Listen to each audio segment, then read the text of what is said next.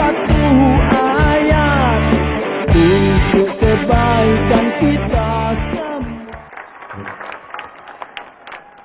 Assalamualaikum warahmatullahi wabarakatuh.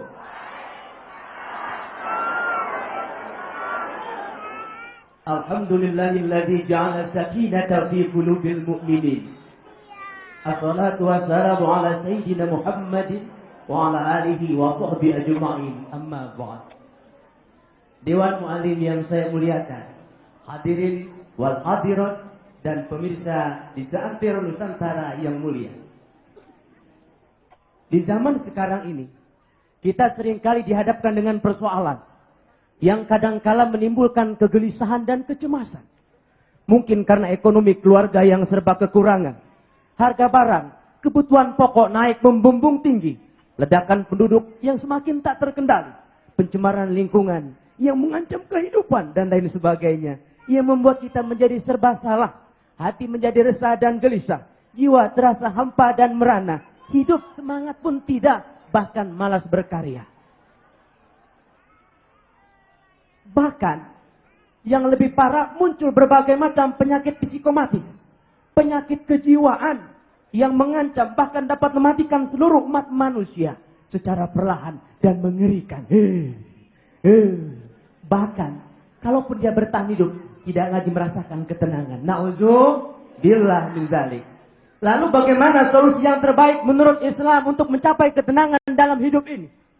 Allah nyatakan dalam firman-Nya, terungkap dalam surat Ar-Ra'd ayat 28. Allah berfirman, Alladzina amanu wa tatma'innu qulubuhum bi dzikrillah.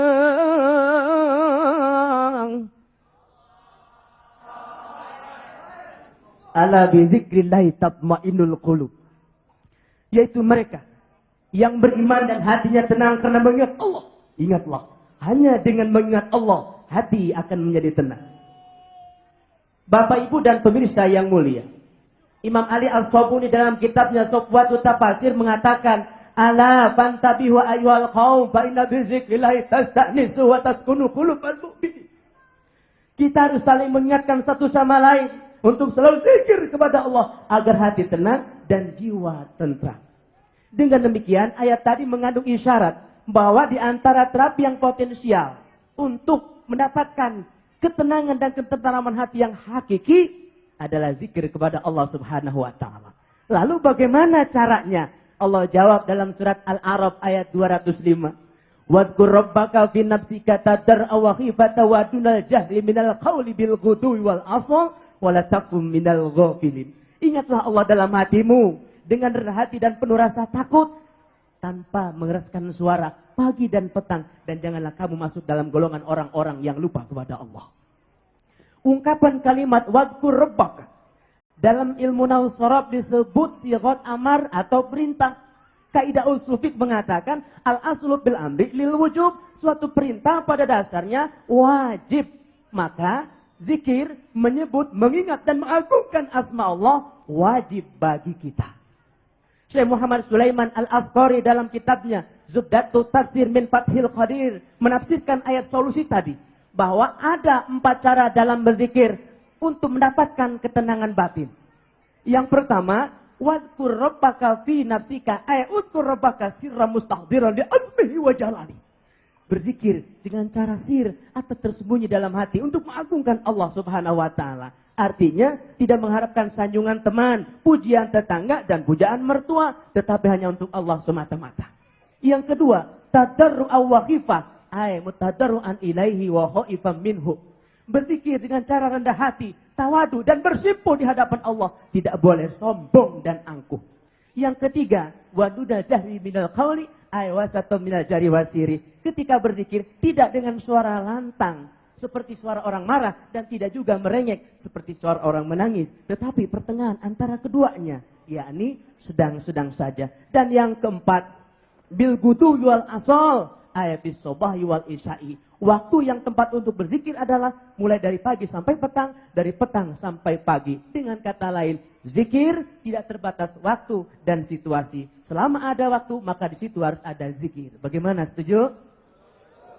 Hujjatul Islam Al-Imam Al-Ghazali menyebutkan proses ini sebagai muraqabah atau merasa diawasi oleh Allah Subhanahu wa taala. Nah, kalau kita sudah merasa diawasi oleh Allah, kita tidak mungkin melanggar aturannya. Seorang pejabat tidak mungkin korupsi meskipun rakyatnya tidak pernah tahu. Seorang pedagang tidak mungkin mengurangi timbangan walaupun pembelinya tidak menyaksikan. Seorang suami tidak mungkin berbuat selingkuh atau melakukan keserongan meskipun istri jauh darinya. Sebaliknya, istri pun tidak berbuat serong meskipun suami jauh darinya. Bahkan seorang pemuda atau pemudi yang sedang jatuh cinta, yang sedang kasmaran, kalau sudah merasa diawasi oleh Allah, maka tidak akan pernah berbuat macam-macam meskipun dibujuk rayu oleh ribuan pasukan setan.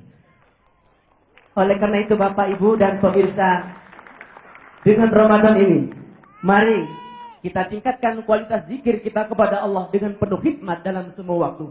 Semoga kita mendapatkan ketenangan yang hakiki dan diberi kekuatan oleh Allah untuk selalu mengingat kepadanya. Baik Bapak, Ibu, mari kita akhiri dengan sama-sama berzikir.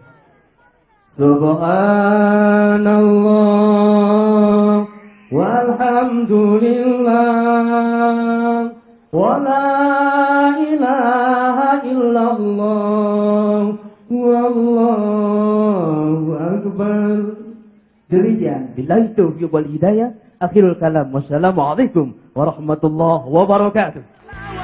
Satu ayat untuk kebaikan